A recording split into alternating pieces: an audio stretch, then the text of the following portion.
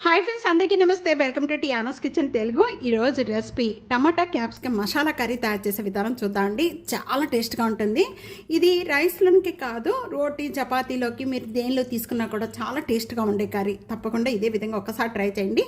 రండి, ఈ క్యాప్సికమ్ టమాటా కర్రీ ఎలా తయారు చేయాలో చూసేద్దాం. టమాటా క్యాప్సికమ్ మసాలా కర్రీ తయారు చేసుకోవడానికి ముందుగా టమాటాలు నేను ఒక 6 లేక 7 మీడియం సైజు టమాటాలు కట్ చేసి పెట్టేశాను. అలాగే 2 క్యాప్సికము ఇలా కొద్దిగా లావుగా కట్ చేసుకోండి. కర్రీలోకి క్యాప్సికము చాలా బాగుంటుంది. దీంట్లోకి ఫ్రెష్గా తయారు చేసి మసాలా వేసుకోవడం వల్ల ఈ కర్రీ అనేది టేస్ట్ అద్దిపోద్దండి. ఇక్కడ మిక్సీ జార్లో పచ్చిమిర్చి ఒక 6 లేక 7 అల్లం ముక్కలు చిన్న చిన్న పీసెస్ కట్ చేసుకుని అల్లం ముక్కలు వేసుకోండి. దీంట్లో ఒక 6 లేక 7 వెల్లుల్లిపాయ రెబ్బలు, ఒక స్టార్, దాల్చిన చెక్క ఉంటే దాల్చిన చెక్క కూడా వేసుకోండి. నేను లేక ఇక్కడ వేయటం లేదు. అలాగే ఇక్కడ లవంగు ఒక 3 లేక 4. దీనివల్ల ఇంకా దీంట్లో మనం ఇంకా గరం మసాలా వేయం, అందుకని దీంట్లోనే వేసేసుకొని మొత్తం కూడా మెత్తగా చేసేసుకుందాం. గరం మసాలా కనుక కర్రీలో వేసుకుంటే ఇవి వేయనవసరం లేదు. దీంట్లో మిక్సీ పట్టుకున్న ఈ మసాలా పేస్ట్ రెడీ అయిపోయింది. ఈ విధంగా పట్టుకోవాలి, మెత్తగా చేసుకోండి. నేను ఇక్కడ వాటర్ కానీ ఏమి యాడ్ చేయలేదు. ఇలాగ చూస్తున్నారు కదా, బాగా మెత్తగా చేసేసుకొని పక్కన పెట్టేసుకోండి. ఇప్పుడు కర్రీ ఎలా తయారు చేసుకోవాలో చూసేద్దాం. టమాటా క్యాప్సికమ్ మసాలా కర్రీ తయారు చేసుకోవడానికి ముందుగా ఇక్కడ నేను ప్యాన్లో 2 టేబుల్ స్పూన్ ఆయిల్ వేస్తున్నాను. ఆయిల్ బాగా కాగిపోయిన వెంటనే ఒక 1/2 టేబుల్ స్పూన్ జీరా, 1/4 టేబుల్ స్పూన్ ఆవాలు, ఇవి బాగా వేగిపోయిన వెంటనే ఒక్క ఉల్లిపాయ చిన్న చిన్న పీసెస్ కట్ చేసిన ఉల్లిపాయ వేస్తున్నాను. అలాగే ఇది వేగుతూ ఉండగానే కొద్దిగా కరివేపాకు, ఉల్లిపాయ పచ్చి స్మెల్ పోయేంత వరకు కూడా బాగా వేయించుకుందాం. ఉల్లిపాయ ఈ విధంగా కలర్ చేంజ్ అయిపోయిన వెంటనే ముందుగా మనం తయారు చేసుకున్న ఈ మసాలా అంతా కూడా, మిక్సీలో పట్టుకున్న మసాలా అంతా వేసేసుకుందాం. దీనిలో కూడా పచ్చి స్మెల్ పోయేంత వరకు కూడా కలుపుతూ వేయించుకోండి. ఇవన్నీ కూడా మసాలా వేగిపోయి మంచి స్మెల్ వచ్చేస్తుందండి. ఇలా మంచి స్మెల్ వస్తూ ఉండగా ఇప్పుడు మనం సాల్ట్ వేసుకుందాం.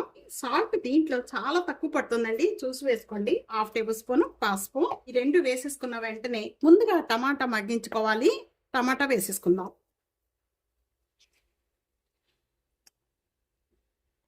అలా టమాటాకి బాగా పట్టించేసండి.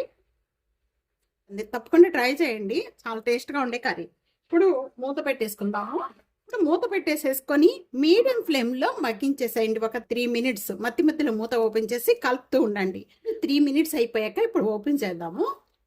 సాఫ్ట్గా అయిపోయింది. ఈ విధంగా సాఫ్ట్గా అయిపోయిన వెంటనే కూడా ఇప్పుడు మనం క్యాప్సికమ్ యాడ్ చేసుకుందాం. క్యాప్సికమ్ ముక్కలన్నీ కూడా దీంట్లో, ఇది ఎక్కువ టైం పట్టదండి క్యాప్సికమ్ అనేది, అందుకని టమాటా బాగా మగ్గాక క్యాప్సికమ్ వేసుకోండి. చక్కగా మధ్య మధ్యలో చాలా బాగుంటుంది, చూస్తానికి బాగుంటుంది, తగులుతూ బాగుంటుంది. వేసుకొని క్యాప్సికమ్ మగ్గేంత వరకు కూడా మగ్గించేసుకున్నాం. క్యాప్సికమ్ చక్కగా మగ్గిపోయింది. వాటర్ కానీ ఏమి యాడ్ చేసుకునే అవసరం లేదు.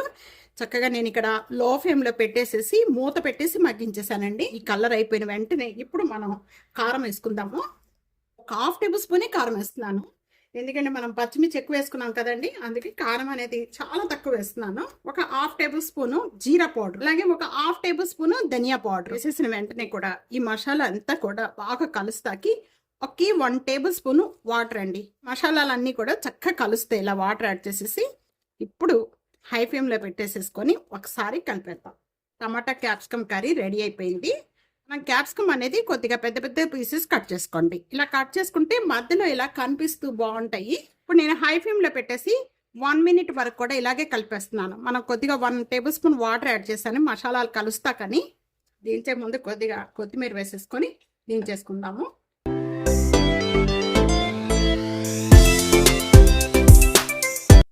టమాటా క్యాప్సికమ్ కర్రీ ఈ విధంగా తయారు చేసుకోండి. ఇంట్లో వాళ్ళందరూ కూడా చాలా బాగా నచ్చుతుంది. మళ్ళా తయారు చేయమని అడుగుతారు. చూడండి, ఒక్కసారి ట్రై చేయండి. ట్రై చేసి మీరే చెప్తారు కామెంట్స్లో. తప్పకుండా ఎలా ఉందనేది టేస్ట్ కామెంట్స్లో చెప్పండి. బాగోపోతే బాగాలేదని చెప్పండి, బాగుంటే బాగుందని చెప్పండి ఫ్రెండ్స్.